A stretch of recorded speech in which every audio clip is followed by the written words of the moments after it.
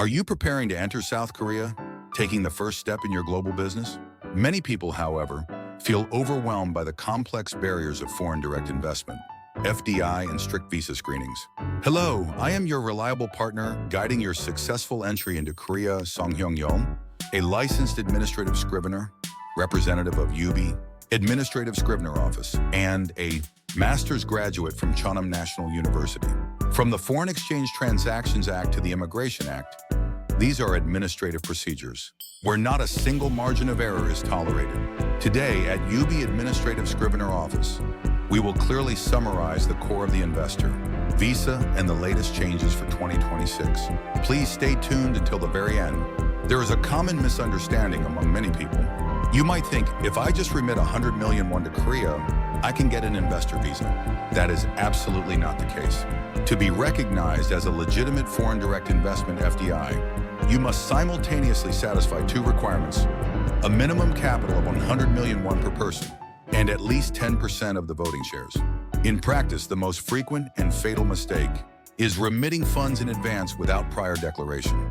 Do you rush to send money to Korea out of urgency? If you violate the principle of prior declaration, the nature of the funds becomes unclear. This makes follow-up processing extremely difficult, and in severe cases, your visa issuance could be completely rejected. Furthermore, no matter how much you invest, if your business falls under investment-restricted sectors related to national security or public order, even establishing a corporation becomes impossible.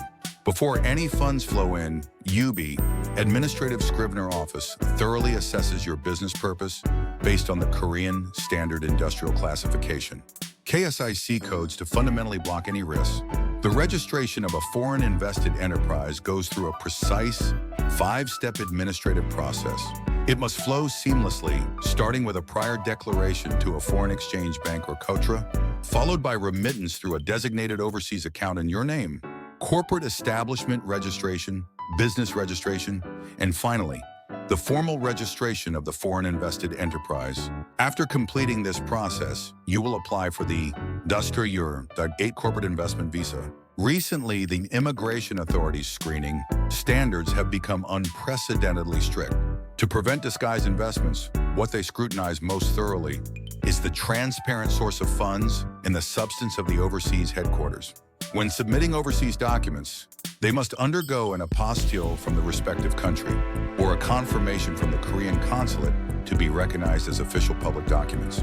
The physical requirement of the business location cannot be ignored either.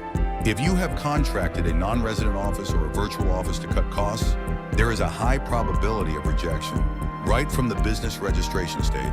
Immigration meticulously verifies whether you have an independent office space, office, furniture, and even signage capable of actually conducting real business operations. Just as important as the investor is the settlement of the family members entering Korea with you.